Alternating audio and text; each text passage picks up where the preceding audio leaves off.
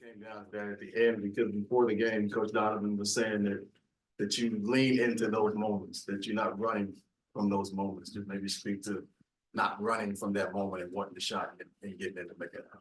I mean, it's basketball at the end of the day, man. It's not too serious. I know these games are high stakes, and it's a lot on the line, but at the end of the day, it's still hooping. So in the moments, I try to be as calm as I can and execute the game plan, really. And it's a fun game. Fun game, man. Chicago presents a tough challenge because they press you all game. They top 5 in the league and turning teams over. They got small guards that can penetrate and shoot. So, I feel like this whole week we've been having to, play against so many different types of teams. That's just preparing us to, as we, head down to this, second half of the season. So, it's a fun game.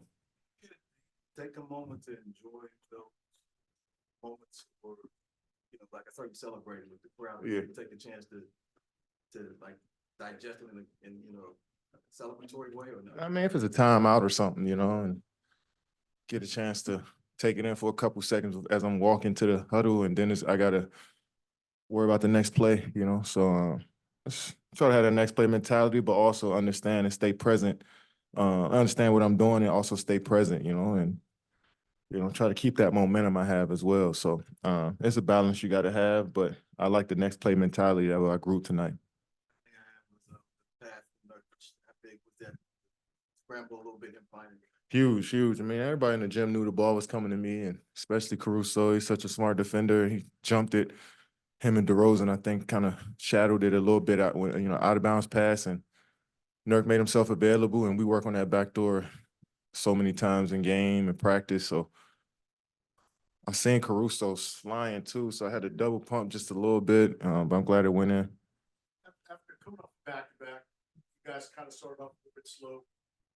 Defense rotation a little bit slow. What was a seminal moment in the third quarter that kind of snapped things back into place for you guys? I feel like I could have, early in the game, I had like 3 or 4 wide open threes in the first half that I thought could have settled us down, or guys making great plays, penetrating to the lane, get me a 3, and I just brick it. And I felt like that's, a couple of those they ran out for layups as well. So I felt like that was the momentum right there. If I'd hit 2 or 3 of those threes, we'd have went into the half down probably 10 or 9, and that's just a whole different game. So it's a make or miss league. I always say that. They made shots in that first half. They got hot. Made, I think, 10 threes that first half, and we couldn't get none up. We couldn't make any, and I was 0 for 6 in the first half and 6 for 15. So we made 14 threes as a whole and got back up to 40% from the 3. I think we made shots in that second half.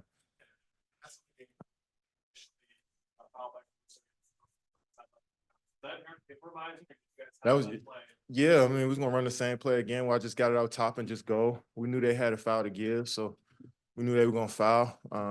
But like I said, Caruso is a smart defender, and he's seen the play coming, and they jumped it a little bit. So Nurk, being smart as he is, to always flash when I get the nod, and I was able to get a nice backdoor. Maybe back in training camp, you realized you had that chemistry with Nurk, you were going to be able to move and see it? Yeah, I mean, I feel like we both know each other games from playing against each other for over the years. I know he likes to pass over the top.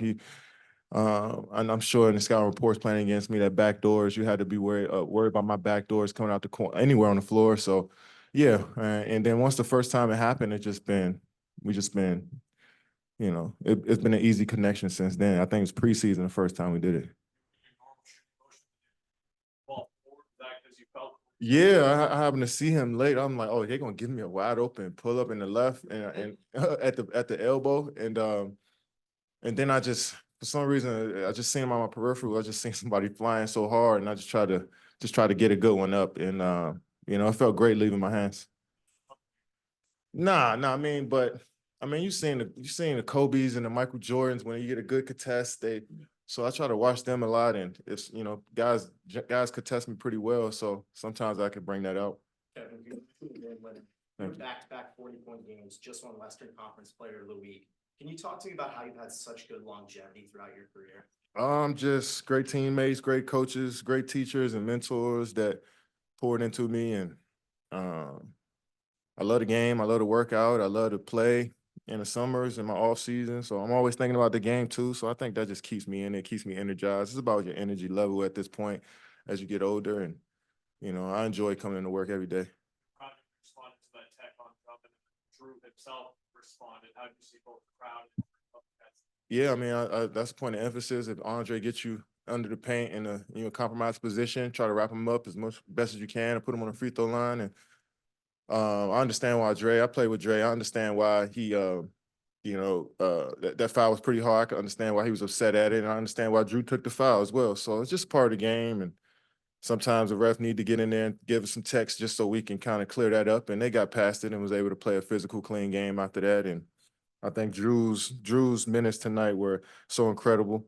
Love what he did. He just turned the game for us on both ends, finishing around the rim, being aggressive in pick and roll. I love what he did, and hopefully we continue to keep building on that. Mentioned turnovers and how they do that. So I think you guys only had 7 tonight. I know you're That's comfortable incredible. with, range in some of these games. But that's a really low number. What do you think is key there? I mean, 32 assists, 7 turnovers, man. I mean, we stayed patient. We didn't try to run into a crowd. And like I said, coaches, that was the emphasis before the game, and that this team is one of the best teams at turning you over. They got some of the best guards in the league on the defensive side with JC, Javon Carter, Caruso, Io. They do such a great job of getting their hands in the passing lane. So I guess we were just extra cautious tonight, and instead of turnover, we got shots up. Sorry, you've already been asked this, but you guys didn't take your first lead until about 6 minutes left in the fourth quarter. What is it about this team that just allowed you to stick with it and get it done? Yeah, I think we were confident because well, I was missing threes. I think we got some. We were like 2 for or 4 for 14 or something like that in the first, and they had made 12 of them, I think, or 10. I don't know the number, but it was double digits. And when you look at that and pretty much everything pretty much even, and you see that they just making more shots than you, I think we were confident that we could generate the same looks. We'll knock them down in the second half. And we also changed our pick and roll coverage and got a little bit more pressure on the ball, and we was able to get some stops and force them to tough shots and get out on the break. High pick and roll, you guys run, so you want to, how's that facilitating? Yeah, I mean, just try to put the defense in a tough position. They got to make a decision. Either they're going to play a drop coverage, and we can come down clean and get our shots off and get in the paint, or they're going to trap us out 30, 32, 33 feet from the basket, and now our bigs are making decisions now in the pocket. Either they can get a layup or kick out for a 3. And you're seeing that's what Drew did to get us the lead up 3 to Grayson. They trapped it, and he swung it quick, and we work on that every day. And so we try to make teams pay if they're gonna blitz us all the way out there. Aggressive. Over with the challenges. What do you think about how aggressive he is? That was I think the one on DeMar. It was one where the refs were, where the coaching staff was like, "No, I don't challenge," and then Frank still challenged it and ended up winning. And I think that was incredible on his part to stick with it and try to put us in a good position. And he's been great with the challenges all season, to be honest. And I feel like he doesn't call him unless he for sure knows that we're gonna win. And that was a huge play. Right after this, how much can this do for a team in their experience, getting on the right pace? Yeah, that's important for us to finish this off before we go on this long road trip. This is an important trip for us where we get to bond more as a team, but also showcase on the road in the tough environments what we made of. And our last couple of road games, we played New Orleans and forget who we played before that. Portland. We played 2 solid games on the road, so we try to build off of that and keep that momentum. And I love we are. I mean, 25-18, man. It was just a week or so ago. It felt like we were 1 game, 2 games over 500. So we trending in the right direction. You said it recently that you embrace the struggle in this game like this, where in the second quarter you were down, your head was down, and your body language kind of sulked. Mine's This is the type of example of that. my body language was bad. It looked like that coming out of bounds. You analyzing my body language that deep?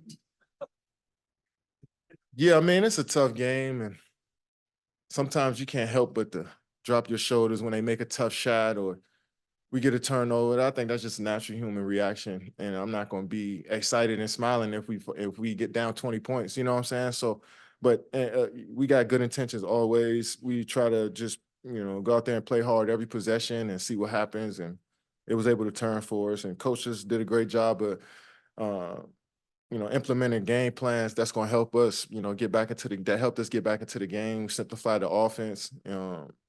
and defensively we were more aggressive. So yeah, I mean, once the game started to turn, our crowd got into it. Crowd was insane tonight, insane. And they could have booed us early on. They did that before in the season, and we understood, but they stuck with us and gave us some extra energy to finish this game out. Kevin, I don't know if you saw Joel Embiid score 70. Cat had 62. 70? Yeah, Joel has 70 today. 58 through 3. Yeah, him and Cat both. So what did nights like tonight mean in the NBA? Shit.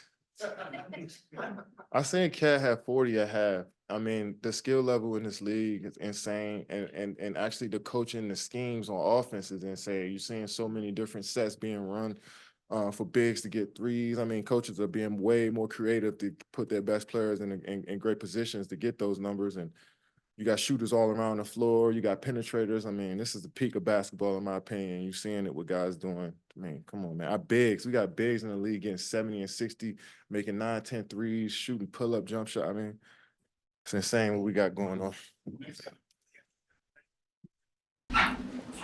So he passed Will Chamberlain for most points in Sixers He's history. just doing some incredible shit. He has 37 again.